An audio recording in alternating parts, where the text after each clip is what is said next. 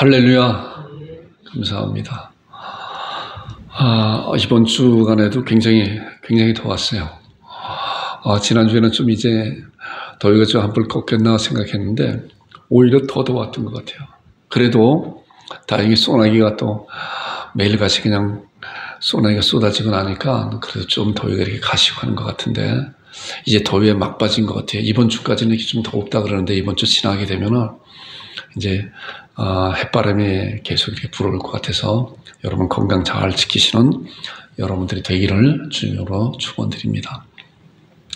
아까 광고 시간에 잠깐 말씀을 드렸는데 우리 김성환 정도 제 가정이 아이들 2명 또 엄마 아빠 해서 이제 4명이 홍콩으로 이렇게 출국하였잖아요. 2주 했잖아요. 물론 계획은 이제 3년 있다가 이제 온다고 하는데 또 얘기를 들어보니까 우리 김성환 정도는 또 사업차 올 안에 또 한 번 잠깐 이렇게 들어온다고 하는 거 그런 얘기를 또 하더라고요. 그래서 이 목사하고 이제 사모하고 벌써부터 다른 계획 세우지 말고 우리 교회 차로 인천공항까지 데려다 줄 테니까 그렇게 생각하고 있으라라고 해서 전날 가서 짐을 잔뜩 이제 싣고 왔어요. 그리고 아침에 새벽에 한 5시 반인가요? 5시 반에 이제 운양동에 살고 있었는데 운양동에서 인천 이제 공항까지 이제 갔죠. 가서 9시 비행기가 9시 출발인데 좀 일찍 가서 또 짐도 많고 그래서 짐 붙이는 시간이라 여러 가지 이제 그런 게 있나 봐요. 저는 뭐 외국을 잘 이렇게 다녀보질 않았기 때문에 그런 사실은 잘 모르는데 그런 것 같더라고요. 그러면서 한편으로는 섭섭한 마음도 있고 또 한편으로는 감사한 마음도 있고 이제 그래요. 또 중요한 결정을 이렇게 해서 또 그곳에 가서 또 좋은 사람들 또 믿음의 사람들 제가 또 차를 타고 가면서 그런 얘기를 또 이렇게 했어요. 가서 하나님을 예배하는 그런 예배가 중요하니까 가서 먼저 교회를 잘 선택을 하고 또 예배 드릴 수 있도록 이렇게 해라. 그리고 우리 양국 참빛교회에서 또 주일날 그 설교하는 것을 늘 이렇게 보내줄 테니까 항상 설교를 일주일에 한 번 내지 2번씩 이렇게 잘 듣고 그리고 또 그 말씀의 신앙을 가질 수 있도록 그렇게 해라 라고 이렇게 얘기를 했습니다. 그리고 오다 보니까 사진을 못 찍었어요. 사진을 좀 찍었어야 되는 건데 하는 그런 아쉬움이 있는데 그래서 주중에 이제 카톡으로 연락을 좀 이렇게 했었어요. 그래서 가서 도착한 그 사진이라든가 그런 거가 좀 있나 했더니 아직 사진이 없고 한 장 있었어요. 한 장. 그래서 짐도 또 들어와야 되고 여러 가지 이제 많이 정리할 거가 있어서 다음 주간에는 이제 사진을 몇 가트를 이렇게 보내겠다라고 생각을 하면서 그러면서 이제 그런 얘기를 대신 사실 지난 주간에는 이제 나왔어야 되는데 나온다고 약속을 했었는데 아이들이 또 아프고 그래갖고 여기가 집이 부산인데 부산에서 이제 아이들이 아마 이제 해수욕도 하고 해운대 이제 그쪽 해운대 거기 해수욕장 근방이라고 하더라고요. 아이들이 아파갖고 바로 전날 이제 월요일날 올라왔더라고요 보니까. 그래서 주일날 이제 오지 못해서 인사도 드리지 못하고 이렇게 떠나서 굉장히 죄송하다고 하는 그런 얘기를 이제 하는데 또 우리 장로님, 군사님, 우리 집사님, 우리 성도님들에게 제가 이제 대신 인사를 드리고 다음 주에는 이제 사진 제가 몇 가트 거기 살고 있는 그런 집이라든가 홍콩에 있는 그런 것을 사진 함께 이렇게 보면서 생각날 때마다 그 가정으로 해서 이제 또 계속 거기서 사는 아주 완전히 이민 간 거 아니라 3년 있다가 다시 온다고 하니까 또 3년 동안 잘 건강하고 또 신앙이 이렇게 성숙된 그런 모습으로 올 수 있도록 기도해 주시기 바랍니다. 자, 사진을 한번 보겠습니다. 근데 김성환 성도가 찍었기 때문에 에어바가 없어요.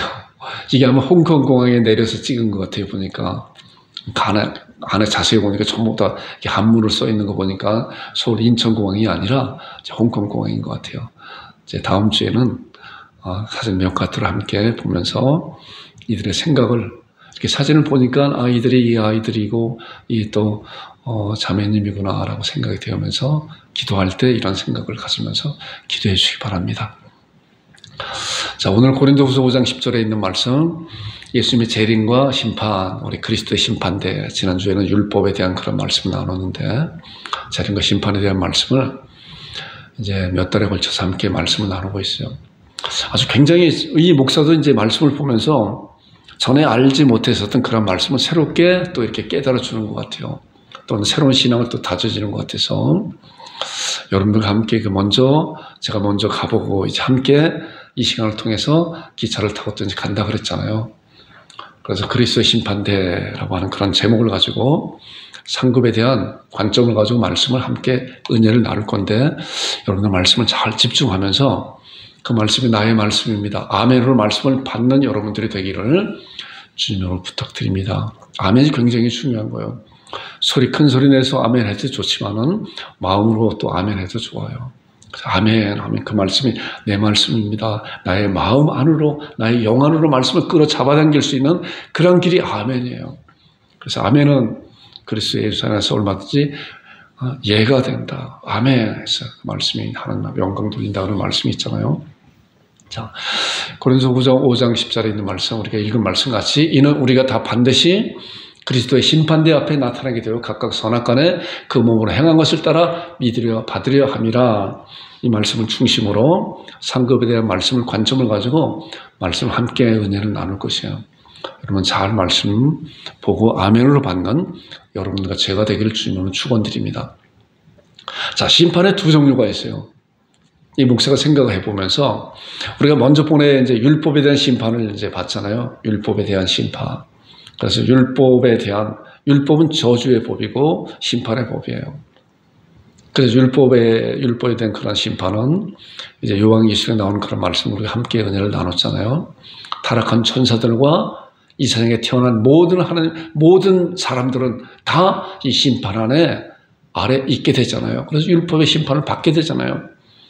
율법의 심판을 받을 모든 자들은 율법을 벗어날 수 있는 그런 길이 전혀 없다는 거예요. 전혀 없어요. 다 율법의 심판을 받고 저주받을 수밖에 없는데, 그런데 무죄를 받는 사람이 있다고 그랬잖아요. 무죄. 자, 그 사람들이 누구라고 그랬어요? 하나님의 자녀들은 그 심판에서 너는 무죄다라고 우리를 석방하잖아요. 방면하잖아요.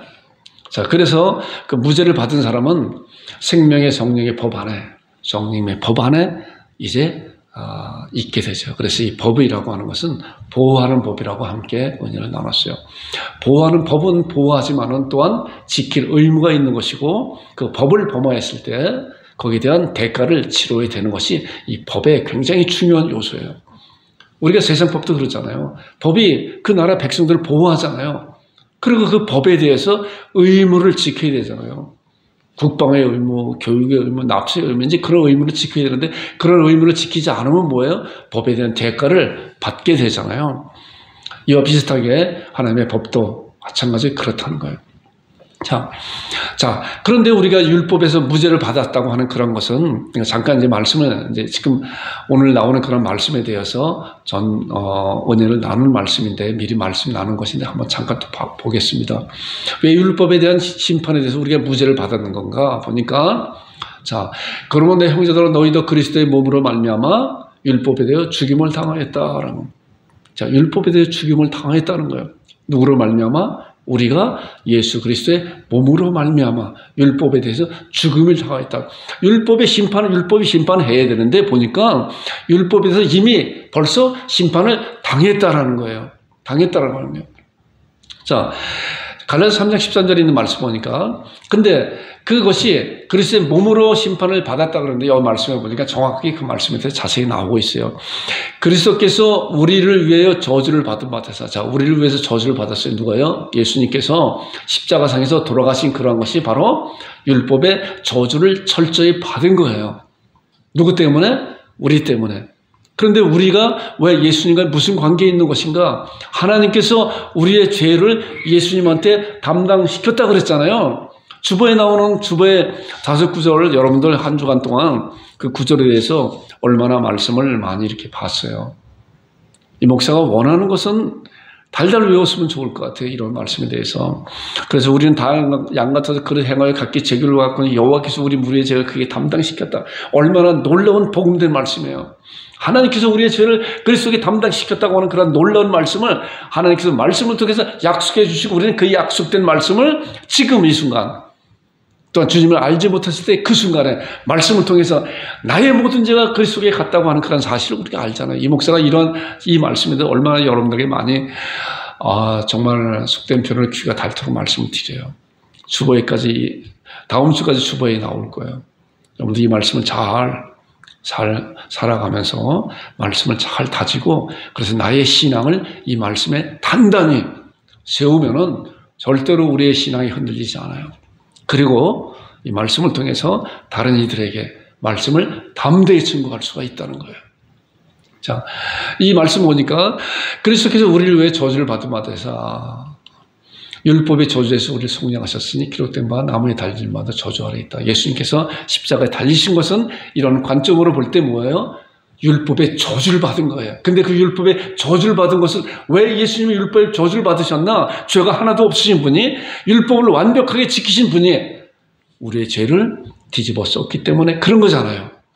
그것이 성경을 통해서 말씀하고 있고 우리는 이런 말씀 가운데서 우리의 영안이 열릴 때 정말 세례 요한이 보라 세상 죄를 증오하는 하나님의 영이라고 하는 그런 놀라운 사실을 우리도 선포할 수 있다는 거예요.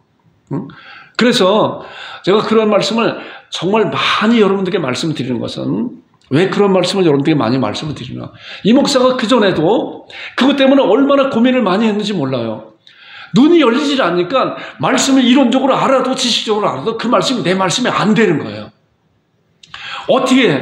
어떻게 세례 요한이 보라 세상 죄를 지고 하나님의 어린 양으로 선포할 수 있는 것인가?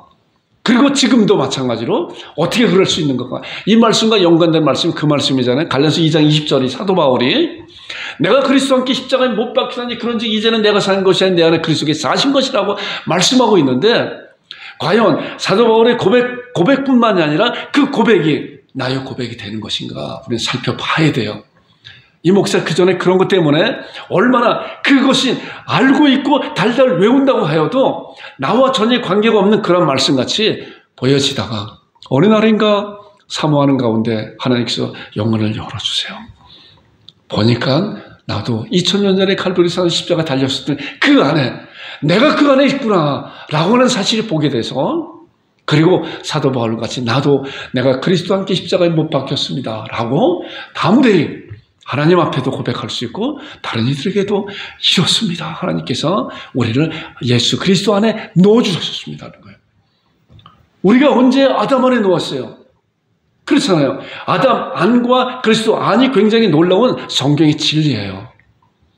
언제 우리가 아담 안에 있어요? 그런데 보니까 우리는 그것을 인정하든 인정하지 않든 간에 아담 안에서 우리가 하나님 앞에 범죄하였고 우리는 이 세상에 그 이후로 아담의 후손으로 이 세상에 태어났잖아요. 그러고 보니까 우리는 태어나서 죄인으로 태어나서 죄를 지을 수밖에 없는 그런 자인데 그런 것을 잘 살펴보니까 이것이 아담으로부터 물려받은 죄성 때문에 죄를 짓는 것이구나 라고 하는 것을 생각할 수가 있어요. 이것이 성경에서 하나님께서 우리들에게 가르쳐주는 놀라운 말씀인데 동일한 성경에서 우리를 하나님께서 예수 그리스도 안에 놓으셨다는 거예요. 고린도전서 1장 30절에 보니까 너희가 하나님께로부터 나서 그리스도 예수 안에 있다라고 얼마나 놀라운 확신된 그런 말씀인지 몰라요. 그렇기 때문에 우리는 아담 안에 있었던 그런 자가 이제 그리스도 안에서 그리스도께 해놓으신 모든 사실을 그리스도 안에 있는 자 안에 있는 그런 사실을 우리가 말씀으로 약속된 말씀으로 나 마음의 아멘으로 받아들이는 그 순간에 이 말씀이 내 말씀이 되는 거예요. 그리스도께서 우리를 위해 저주를 받음받아 율법의 저주에 우리를 값주고 예수 그리스도의 핏값 주고 우리를 샀다. 이것이 선물이잖아요. 우리가 한 거 하나도 없는데 말씀을 보니까 이미 2000년 전에 예수님께서 그 핏값으로 나를 아담의 후손에 죄인된 그런 후손에서 사주셨다라고 말씀하고 있는 거예요. 바로 우리는 이런 말씀을 우리 마음 가운데 잘 다져져서 하나님 앞에 감사드리고 또한 그런 사실을 다른 이들에게 이것이 복된 복음이 있잖아요. 다른 이들에게 잘 증거하는 여러분들과 제가 되기를 주님 여러분 축원드립니다. 자, 그리고 로마서 7장 6절에 보니까 이제는 우리가 얽매였던 것에 대해 죽었으므로 얽매였던 것이 뭐예요? 율법에 얽매였었잖아요. 거기서 절대로 벗어날 수가 없어요. 죄인으로 태어난 모든 사람 절대로 벗어날 수가 없는데 조금 전에 말씀드린 것 같이 예수 그리스도 안에서 예수 그리스도께서 우리를 위해 저주를 받았기 때문에 우리는 그 얽매였던 것을 어떻게 해요? 죽었다는 거예요. 율법에서 그렇기 때문에 죽은 자는 율법에서 벗어났으니 이러므로 우리가 영의 새로운 것을 섬길 것이 율법의 종을 부은 것을 아니라. 이 말씀 보니까 뭐예요? 율법에 대해서 이제 죽었다. 율법은 지금도 여전히 존재하고 있어요. 믿지 않는 자들이 여전히 존재하고 저주의 법으로, 심판의 법으로 존재하고 있는데 예수 그리스도로 말미암아 구속의 은혜로 이제 그 율법에서 죽었다고는 놀라운 사실을 마음에 믿는 자들은, 예수님이 나의 주로 모신 그런 자들은 뭐예요? 율법에 대해서 죽었기 때문에 여전히 존재하는 그 율법이 이제 나를 심판할 수가 없어요. 이미 받아버렸기 때문에. 그리고 우리는 이제 그 율법에서 벗어나서 영의 새로운 것, 영의 새로운 것이 뭐예요? 생명의 성령의 법 안으로 우리를 옮겼다라는 거잖아요. 자, 그래서 이제 로마서 8장 1절 2절에 있는 말씀 보니까, 그러므로 이제 그리스도 예수 안에 있는 자에게는 무죄다. 그렇죠. 무죄다. 그래서 우리가 율법에 대해서, 율법은 여전히 심판의 법으로 존재하고 있지만은 우리는 그 법을 이미 예수님으로 말미암아 이미 받았다는 거예요. 그래서 그 법이 이제 우리를 어찌할 수가 없다는 거죠. 이 세상 법도 그런 법이 있다고, 일사부재리 원칙인가 그런 법이 있잖아요. 한 사건을 가지고 완전하게 판결이 끝났다고 하면은 다시 그 사건을 가지고 다시 거론할 수가 없다는 거예요. 그와 비슷하게 이제 우리는 율법에 대해서 죽은 자다. 그리고 새롭게 어디 안에 있는 자가 생명의 성령의 법 안에 있는 자가 되었다라고. 자, 이제 생명의 성령의 법 안에 있는 자는 뭐야? 생명의 성령의 법을 보호하고, 그 법이 우리를 보호하고 그리고 지킬 의무가 있다는 거죠. 고린도서 1장 13절을 보니까 그가 우리를 흑암의 권세에서 건져내서 이제 그 사랑의 아들의 나라로 옮겼다. 이제 여러분들 이 말씀에 대해서 제가 자주 이렇게 지난 주간에도 말씀드렸는데 함께 또 말씀을 나누는 것은 굉장히 중요한 그런 신앙의 그 핵심적인 말씀들이에요. 흑암의 권세에 우리를 건져내서 이제 하나님의 사랑의 아들의 나라로 옮겨서 이 세상에는, 우리가 지구상에 살고 있는 이 세상에는 우리의 눈으로 보는 다 똑같은 사람들 같지만은 하나님 말씀에 볼 때 하나님 나라에 있는 사람과 사단의 마귀의 나라에 있는 그런 자들이 있다고 하는 것을 우리가 잘 보면서 우리는 믿음으로 말미암아 하나님의 나라에 옮긴 그런 자들이다. 그래서 그 나라에서는 생명의 성령의 법이 존재하는 그런 것이다라는 거예요.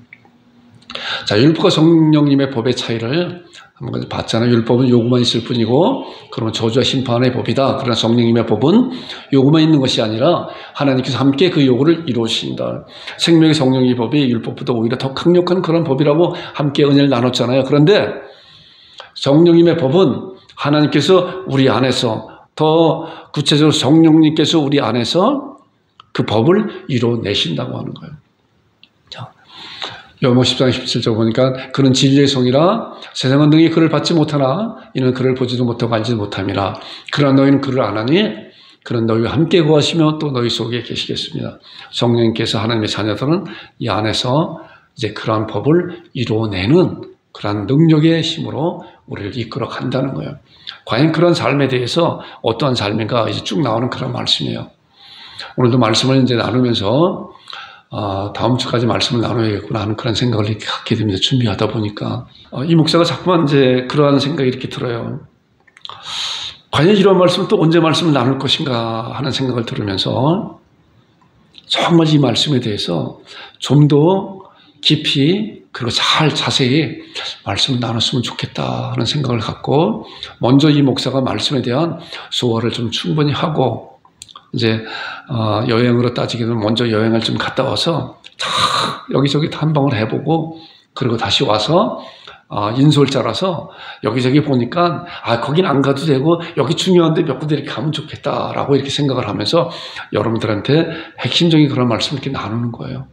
자, 그럼에도 불구하고 말씀이 이렇게 좀 많은 것 같아서 많이 이렇게 줄임에도 우리가 말씀을 이렇게 이제 보는 것 같아서 다음 주까지 이 말씀을 나눌 거예요. 말씀은 이제 하다가 중간에 우리가 결단 기도로 이렇게 나갈 것입니다. 그렇게 하시기 바랍니다. 자, 그리스도의 심판대에서 자녀들의 삶에 대한 판결과 상거. 아까 심판에 두 가지라 그랬잖아요. 율법의 심판이 있고 성령님의 법에 대한 심판이 있어요. 자, 우리는 율법의 심판에 대해서 무죄 판결을 받았는데 이제 그리스도의 심판대에 우리가 서게 돼요. 자, 그리스도의 심판대와 율법의 심판대가 이제 성경에는 명확하게 언제 이루어질 것인가, 어떻게 이루어질 것인가, 그런 시기에 대해서는 명확하게 말씀을 하고 있지 않아요. 그러나 반드시 그 심판이 있다는 거예요. 우리가 예수님께서 이 세상에 다시 오신다고 하는 것도 반드시 이 세상에 오시잖아요. 그런데 그때가 언제인지 성경에 명확히 말씀하지 않고 도적같이 오신다고 말씀했기 때문에 우리는 그러한 예수님의 오심에 대한 분명한 사실을 신앙하면서 예수님의 오심에 대한 사모함과 기다림이 필요한 거 아니에요. 그런 신앙이 중요한 거잖아요. 마찬가지로 그리스도의 심판대도 반드시 우리 하나님의 자녀들이 슬게 될 거예요. 여기는 하나님의 자녀들이 쓰는 그런 심판대가 아니에요. 이미 율법의 심판으로 말미암아 하나님의 자녀가 되지 않은 그런 자들은 영원한 멸망을 받을 수밖에 없는 그런 곳에 빠지지만은, 그러나 율법의 심판에서 무죄라고 선언받은 그러한 하나님의 자녀들은 그리스도의 심판에 대한 심판대에 쓰게 된다고 하는 그런 사실을 우리가 성경을 통해서 알게 됩니다. 자, 이런 말씀을 한번 말씀 통해서 살펴볼 텐데, 여러분 말씀에 한번 집중해서 과연 이런 것이 무엇인가. 자, 로마서 14장 10절에 보니까 내가 어째여 내 형제를 비판하느냐, 어째 내 형제를 없이 여기느냐, 우리가 다 하나님의 심판대 앞에 서리라. 여기 또 하나님의 심판대라고 말씀하고 있어요. 성삼위 하나님의 심판대 앞에 서리라 라고 해요. 또 우리가 읽은 본문의 말씀 보니까 이는 우리가 다 반드시 그리스도의 심판대 앞에 나타나게 되고 각각 선악간에 그 몸으로 행한 것을 따라 받으려 함이라. 자, 이거는 하나님의 자녀들에 대한 그런 심판을 말씀하고 있는 거예요. 로마서 14장에도 내 형제를 비판하느냐, 어째 내 형제를 없이 여기느냐, 우리가 다 하나님의 심판대에서 네가 행한 그런 거에 대한 그런 심판을 받을 것이라고 고린도후서 5장 10절에 또 구체적으로 말씀하고 있죠. 우리가 다 반드시 이제 사도 바울의 고린도 성도들에게 이제 그런 말씀하고 있는 거. 지금 우리 양곡 참빛교회 성도들에게 이 말씀을 듣는 모든 이들에게도 우리가 다 반드시 그리스도의 심판대 앞에 나타나게 되어 각각 선악간에 그 몸으로 행한 것을 따라 받으려 함이라라고요. 우리가 서는 심판대예요. 자, 그런데 보니까 그 심판에 뭐야? 각각 선악간에 그 몸으로 행하는 것에 따라 받으려 함이라라고요. 자, 이런 말씀을 통해서 이제 어떤 것인가를 좀 더 구체적으로 말씀을 안으로 들어갈 볼 거예요. 보세요. 심판의 과정을 성경은 어떻게 말씀하고 있는 것인가? 성경은 심판의 과정을 또 말씀하고 있어요. 자, 이 성경은 함께 한번 좀 긴데 우리가 말씀을 찾아서 함께 읽었으면 좋을 것 같아요. 자, 누가복음 19장 12절부터 27절에 있는 말씀인데 신약성경 128쪽이에요. 신약성경 128쪽. 한번 찾아보세요. 신약성경 128쪽에 누가복음 19장 12절부터 27절까지 좀 길죠? 길어도 뭐 이렇게 같이 빨리 읽으면은 빨리 읽을 수 있을 것 같아요. 자, 말씀을 보면서 말씀의 그 뜻을 잘 생각하면서 제가 한 절 읽고 여러분들 한 절 읽고 그러겠습니다. 이르시되 어떤 귀인이 왕위를 받아 가지고 오려고 먼 나라로 갈 때 그 종 열을 불러 은화와 열문화를 주며 이르되 내가 돌아올 때까지 장사를 하니라. 그런데 그 백성이 그를 미워하여 사절을 뒤로 보내어 이르되 우리는 이 사람이 우리의 왕됨을 원하지 아니하나이다 하였더라. 귀인이 왕위를 받아가지고 돌아와서 은화를 준 종들이 각각 어떻게 장사했는지를 알고자 하여 그들을 부르니 그 첫째가 나와 이르되 주인이여 당신이 한 문화로 열 문화를 남겼나이다. 주인이 이르되 잘하였도다 착한 종용아 내가 장한 일에 충성하였으니 10골을 전체를 차지하리라. 그 둘째가 와서 이르되 주인이여 당신의 한 문화로 5문화를 만들었나이다. 그에게 이르되 너도 5골을 차지하리라. 또 한 사람이 와서 이르되 주인이여 보소서 당신이 한 문화로 여기 있나이다. 내가 수건을 쌓아 두었나이다. 이는 당신이 엄한 사람인 것을 내가 무서워함이라. 당신은 두지 않은 것을 심취하고 심지 않은 것을 거두나이다. 주인이 이르되 악한 종아 내가 내 말로 너를 심판하니 너는 내가 두지 않은 것을 취하고 심지 않은 것을 아는 것을 거두는 엄한 사람인 줄을 알았느냐. 그러면 너 이자여 내 돈을 은행에 맡기지 아니하느냐. 그래야 시버때가 와서 그 이자와 함께 그 돈을 찾으려 하고 곁에 섰는 자들이 이르되 그 한 문화를 빼앗아 10문화 있는 자에게 주라 하니 그들이 이르되 주여 그에게 이미 10문화가 있나이다. 주인이 이르되 내가 너에게 말하노니 무릇 있는 자는 받겠고 없는 자는 그 있는 것도 빼앗기리라. 그리고 내가 왕됨을 원하지 아니하던 저 원수들을 이리로 끌어다가 내 앞에서 죽이라 하였느니라. 아멘. 자, 이 말씀을 통해서 제가 이제 짧게 요약을 했어요. 이제 예수님께서 비유로 말씀하신 거예요. 예수님께서 이제 제자들에게 이런 말씀한 거예요.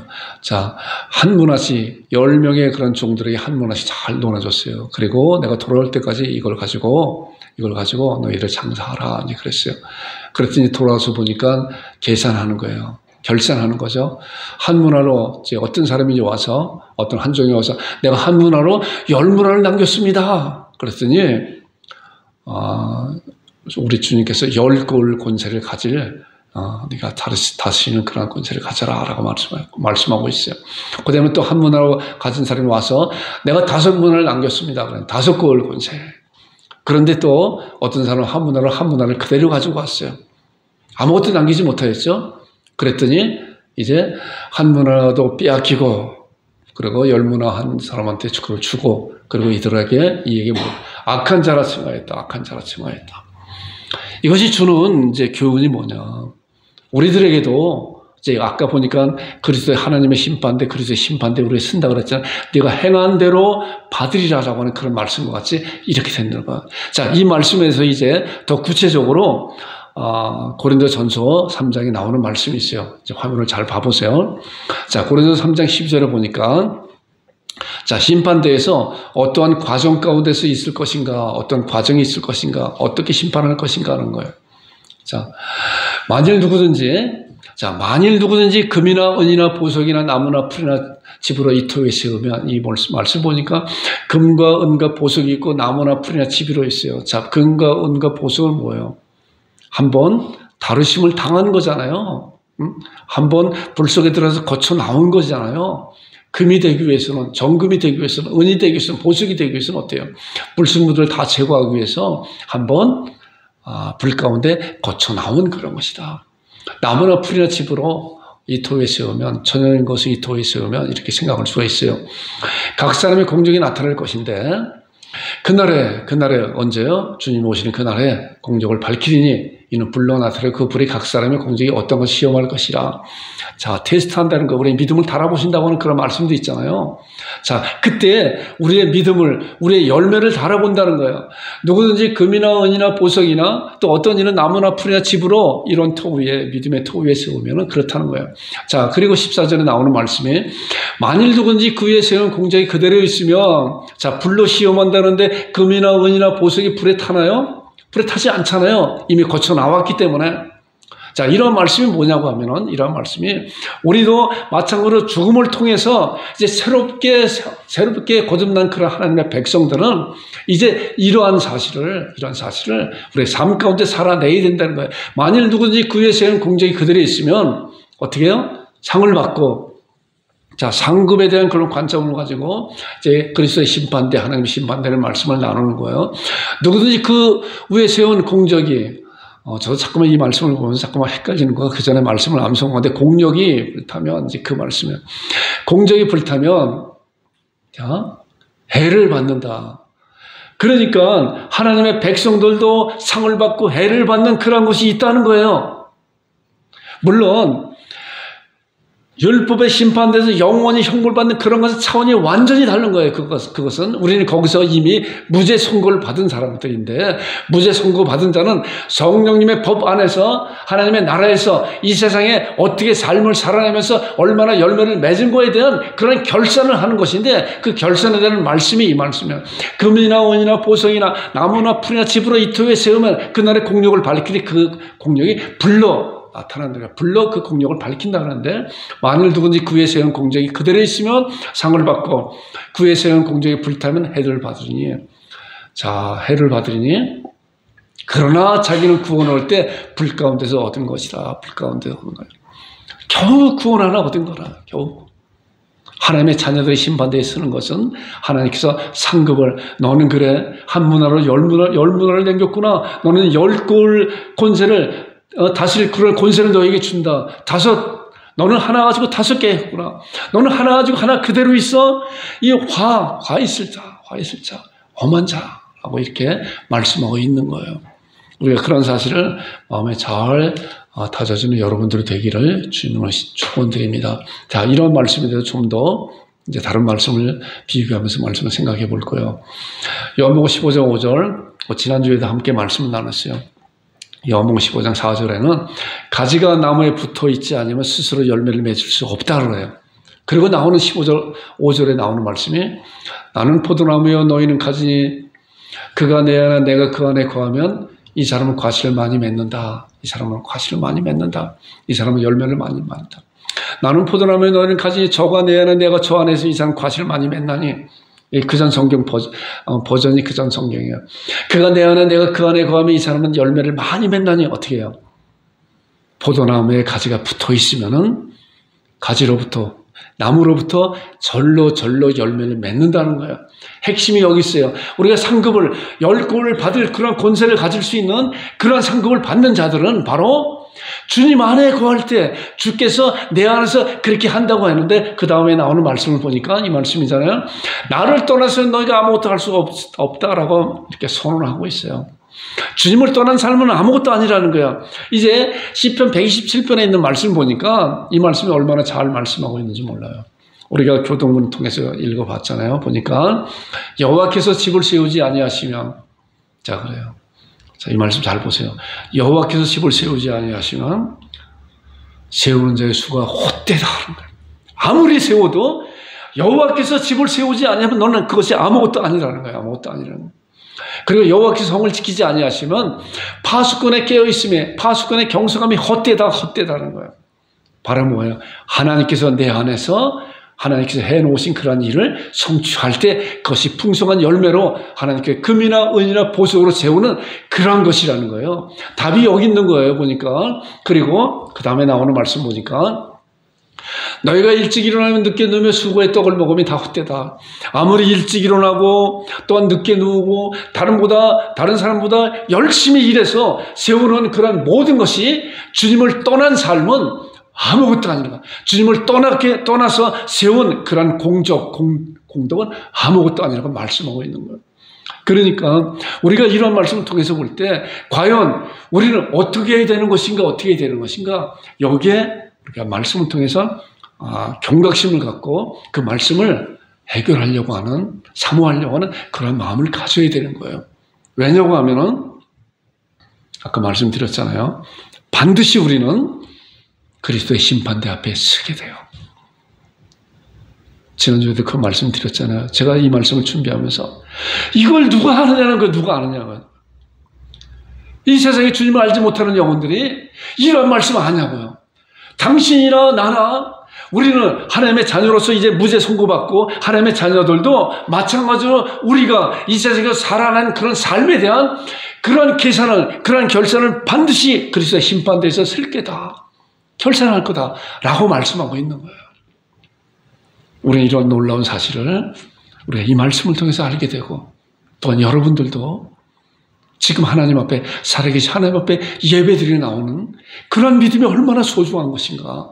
우리는 그런 소중함을 정말 하나님께서 나에게 주신 그런 소중함이구나. 하나님께 드려진 이 예배가 얼마나 소중한 건가 하는, 그러나 이런 예배의 소중함을 알지 못하는 영혼들은 그렇다는 거예요. 그래서 우리는 이러한 자존감을 가지고 감사함으로 하나님 앞에 간절히 드려지는 여러분들과 제가 되기를 주님으로 축원드립니다. 그래서 그런 단어가 있잖아요. 진심과 전심. 우리가 사람들과의 그런 관계 가운데서는 우리가 진심으로 대하지만은 하나님과 나의 관계 가운데 나의 전심으로 하나님을 찬양하고 기도하고 예배드리는 것이 하나님께서 우리의 마음의 중심을 보고 자라있도다 착하고 충성된 종이라고 우리에게 칭찬하는 그런 놀라운 은혜가 있다는 거예요. 여러분들과 제가 그런 자들이 되기를 주님으로 축원드립니다. 자, 잠언에 있는 말씀 보니까 이 말씀이에요. 자, 어떤 길은 사람의 보기에 바르나 자, 세상적인 그런 관점을 보면 어떤 분이 이런 것이 옳다라고 생각을 해요. 하나님의 떠난 삶은 그런 거예요. 사람의 보기에 바르나 그러나 하나님의 판단에 필경은 사망의 길이라. 아무리 좋은 길로 가는 것 같지만은 말씀에 비춰봤을 때 사망의 길이라고 하는 거예요. 과연 그런 것이 어떤 것인가? 우리가 그런 거에 대해서 분별력을 갖기 위해서는 우리가 하나님의 말씀을 잘 보고 그 말씀대로 또 성령께서 우리에게 인도하시는 그런 것을 우리가 영혼을 열어달라고 보아야 사람이 보기에 좋은 것이 또한 하나님의 보기에 좋은 것이 어떤 것이 알 수가 있어요. 자, 열왕기상 15장 5절에 나오는 말씀은 이제 다윗이 놀라운 이제 선언을 한 그런 말씀인데 고백을 한 거예요. 다윗은 사도행전 13장 22절을 보니까 하나님의 마음에 합한 자고 내 뜻을 다 이루겠다 이루기 위해서 다윗이 얼마나 극악무도한 아주 교활한 그런 자였었어요. 그러잖아요. 전에 한번 그 말씀 생각해 봤잖아요. 다윗이 왕위에 있었을 때 왕이라고 하는 건 뭐예요? 백성들 잘 섬겨 그리고 외세로부터 치면을 잘 보호하고 국내 치안을 잘 하는 것이 왕이 해야 될 일이잖아요. 왕이 권세가 있어요. 왕의 권세가. 그런데 그 다윗이 왕의 권세를 가지고 어땠어요?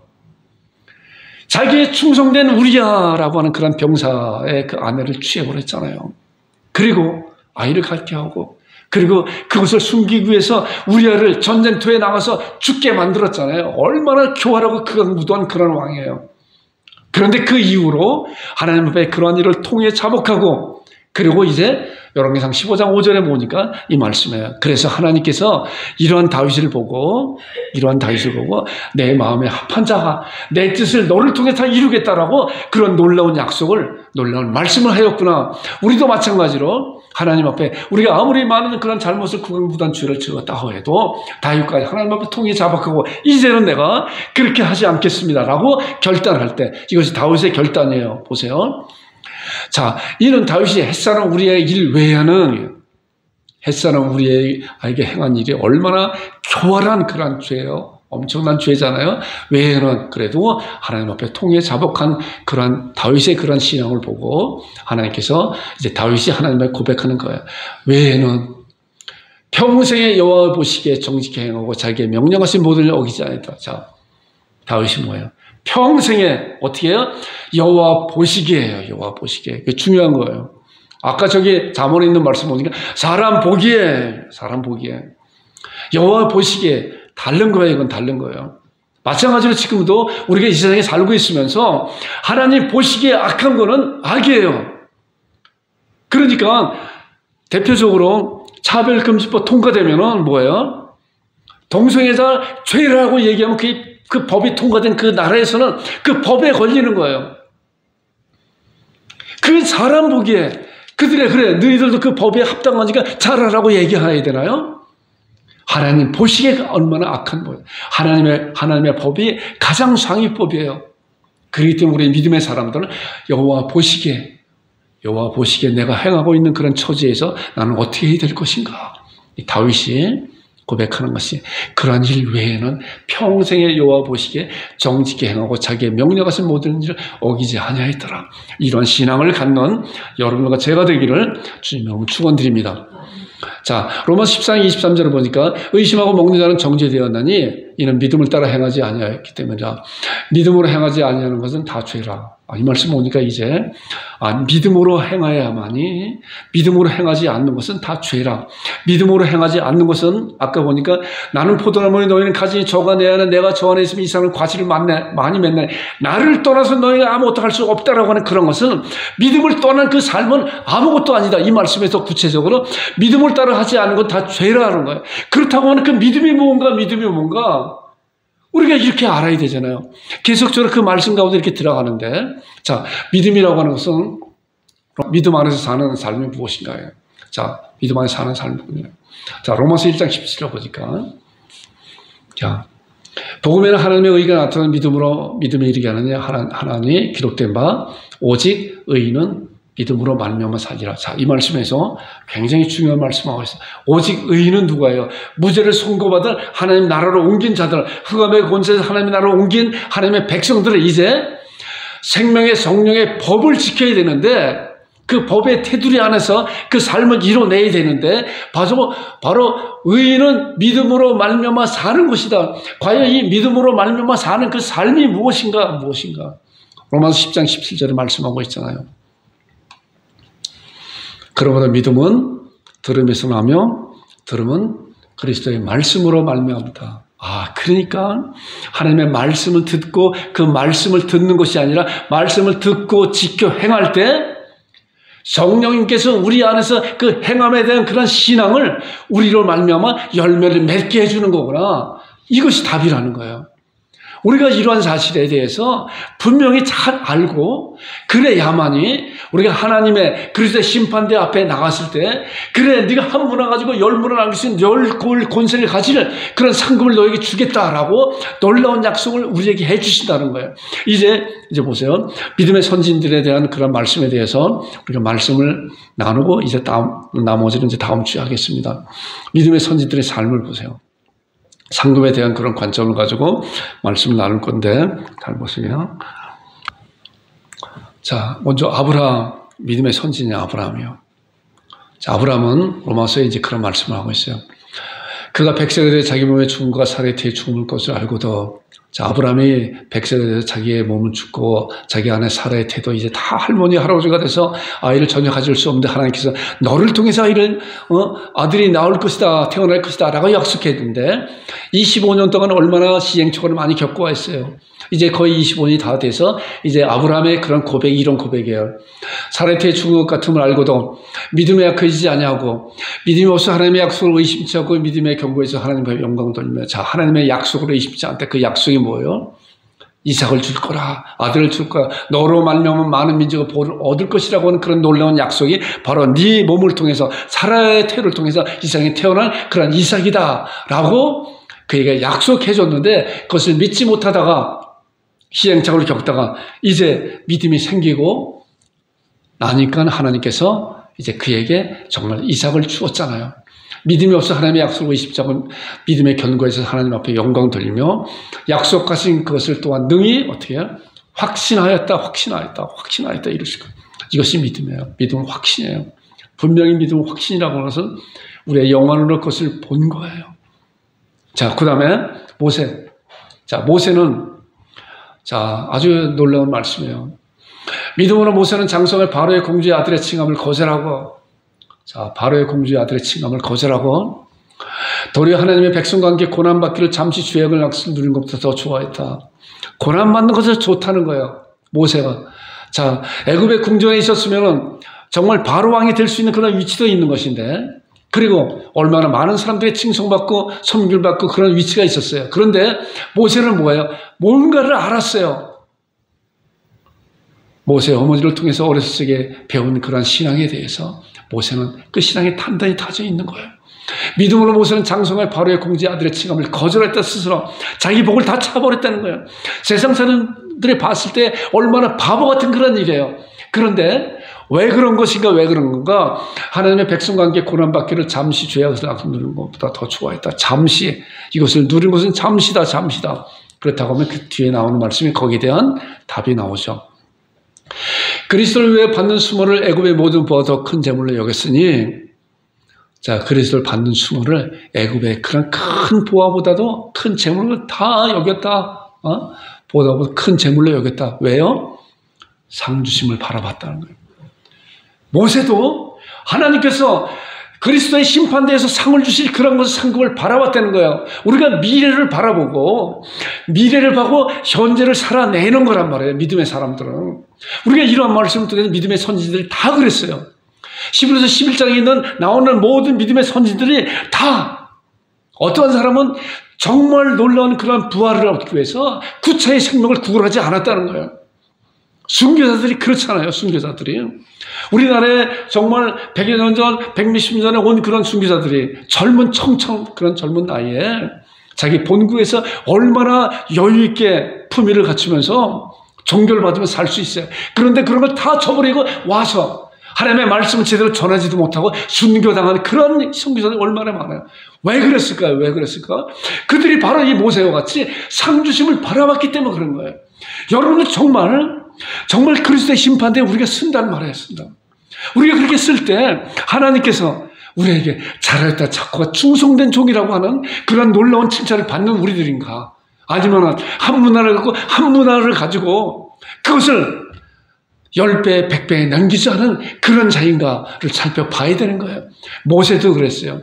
자, 또 마태복음들 보니까 마태복음 5장에 나오는 말씀은 산상수훈이잖아요. 예수님께서 산에 올라서 제자들이 나온지라 입을 열어 가르쳐 이르시되, 놀라운 말, 예수님께서 입을 열어 가르쳐 이르시되라고 말하면서 심령이 가난한 자는 복이 나니 천국이 그들의 것이며 애통한 자는 복이 나니 그들의 위로를 받을 것, 온유한 자는 복이 나니 그들의 땅을 기업으로 받을 것이요, 그리고 마음이 청결한 복이 나니 그들이 하나님의 아들의 일컬을 받으며 쭉 말씀하면서 이제 마태복음 5장 11절에 나오는 그런 말씀이 그거예요. 나로 말미암아 너희를 욕하고 배반하고 거슬러 너희를 거슬려 모든 악한 말을 할 때는 너희에게 복이 있나니 기뻐하고 즐거워하는 하늘에서 너희 상급이 큼이라. 자, 나로 말미암아 예수 그리스도로 말미암아 너희를 욕하고 박해하고 거슬러 너희에게 악한 말을 할 때 너희에게 복이 있다. 기뻐해라. 오히려 기뻐하라는 거예요. 화내지 말고 기뻐해라. 왜? 기뻐하고 즐거워하면 하늘에서 너희의 상급이 큼이라. 전에 있던 선지자들 이와 같이 박해하였나. 선지자들 이렇게 박해를 받았어도 기뻐하면서 감사함으로 하나님 앞에 들을 때 그들의 상급이 크다라고요. 이렇게 말씀하고 있는 거예요. 복음서에도 다 상급에 대한 말씀하고 있고, 우리가 상급의 관점에서 볼 때 정말로 우리들이 그러한 관점, 미래 앞에 일어날 그런 일을 바라보면서 현재를 어떻게 살아내야 될 것인가, 우리는 이런 것을 생각을 해봐야 되는 거예요. 그 다음에 마가복음에 보니까 누구든지 너희가 그리스도에게 속한 자라 하여 물 한 것이라 주면, 이것도 예수님께서 제자들에게 말씀하고 있는 거예요. 주면 내가 진실로 너희에게 이르니 그가 결코 상을 잃지 않을 것이다. 상급이 있다는 거예요. 상급이요. 분명히 상급이 있다고 성경에서 눈이 여기저기서 계속적으로 말씀하고 있는 것을 우리가 이 시간에 말씀을 다는 못 봐도 이렇게 보고 있는 거예요. 그 다음에 사도 바울도 운동장에서 다름질하는 자를 다 달아날지라도 오직 상을 얻는다는 한 사람인 줄 너희가 알지 못하느냐? 너희가 상을 받도록 다름질하라. 사도 바울도 이런 말씀하고, 상을 받도록 다름질하는 우리의 삶을 달려가라. 인내로서 우리의 당한 그런 경주를 가라. 라고 말씀하고 있는 거예요. 사도 요한도 보라, 예수님께서 말씀하신 그런 말씀을 요한계시록 인용한 말씀이잖아요. 보라, 내가 속히 오리니 내가 줄 상이 내게 있어 각 사람에게 그가 행한 대로 갚아줄 것이다. 얼마나 성경에는 우리가 상급에 대한 관점을 보니까 여기저기 계속적으로 상급에 대한, 그렇기 때문에 너는 그 삶을 살아내라고 말씀하고 있는 거야. 이 상급이 준비되어 있으니까 모세와 같이 바로의 공주아들의 칭함을 거절하고 도리 하나님의 백성과 함께 고난받기를 잠시 죄악의 낙수를 누리는 것보다 좋아했다. 왜냐하면 상급이 준비돼요. 상급을 바라봤기 때문에 그렇다는 거예요. 우리도 이 상급을 바라봐야 되는 거예요. 앞으로 일어날 일이에요. 여러분, 이 상급을 정말 바라보고 있어요? 이 목사도 정말 이런 말씀을 준비하면서 내가 과연 이 상급을 정말 바라보고 그 바라보면서 이 삶을 정말 살아가고 있는 것인가를 살펴보게 돼요. 여러분과 제가 이 상급을 바라보면서 이 삶을 잘 살아낼 수 있는 그런 자들이 되기를 주님의 이름으로 축원드립니다.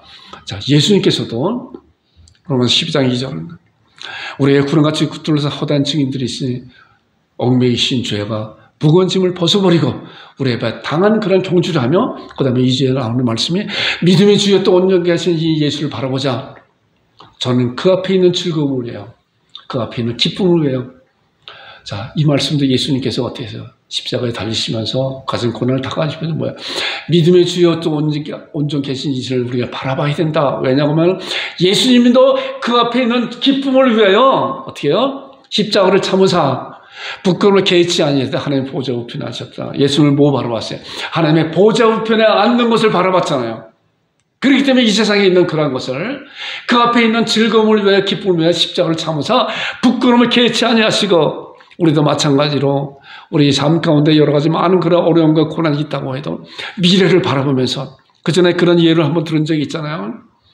아파트 청약하고 모든 걸 다 집어넣고 이제 저 아파트를 지금 짓고 있어요. 거의 다 지었어요. 이제 얼마 있으면 그걸로 들어가요. 근데 내가 지금 살고 있는 집에 정말 물난리가 나던 화관을 다 이렇게 불로 태워버렸어요. 그래도 그 주인은 어때요? 저기 있잖아요. 저기 있잖아요. 저 아파트에 이사 간다고 하는 게 희망이 있잖아요. 이와 비슷하게 차원은 다르지만은 우리 앞에 닥쳐오는 그런 놀라운 하나님의 그런 상급을 준비하고 우리가 있다는 거예요. 우리가 성경을 통해서 분명히 알고 있잖아요. 이런 말씀을 통해서. 자, 이제 두 말씀만 보면은 말씀 마무리할 거예요. 자, 로마서 8장 18절에는 사도 바울이 이런 말씀하고 있어요. 생각건대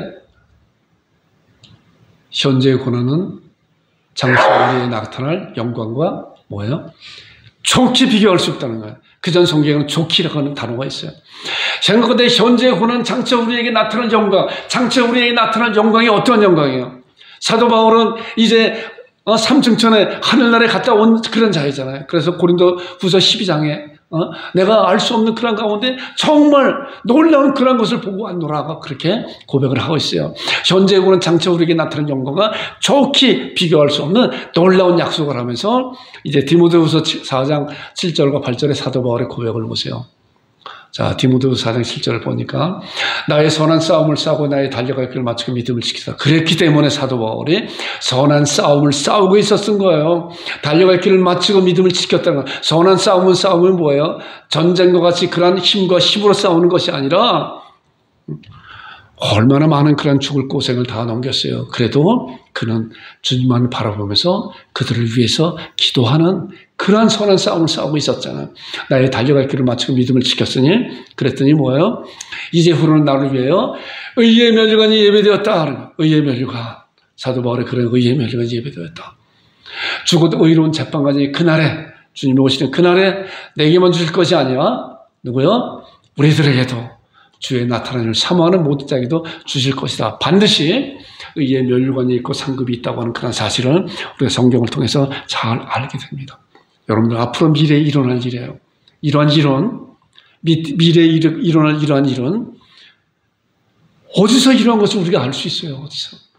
하나님께서 우리에게 미래에 일어날 일에 대해서 성경을 통해서 정확하게 여기저기 정말 감춰놨어요. 우리가 이런 말씀을 함께 은혜를 나누잖아요. 그래서 그 소망을 가지고 모세와 같이 아브라함과 같이 정말 예수님의 그런 제자들 같이 그런 것을 바라보면서 이 세상을 살아낸다는 거예요. 여러분과 제가 이렇게 살아내는 그런 자들이 되기를 주님으로 축원드립니다. 이제 다음 주에는 어떻게 살아낼 것인가에 대한 구체적인 말씀을 나눌 거예요. 오늘은 분명히 이 말씀에 대한 상급에 대한 말씀이 있어요. 함께 은혜를 나누는 준비하고 기다리는 여러분들 되길 주님의 축원드립니다. 오늘 이렇게 12시 안에 끝나려고 했는데 벌써 시간이 이렇게 많이 지나갔네요. 아쉬워요. 목사가 강단에 서게 되면 자꾸만 말씀을 자꾸만 주세요.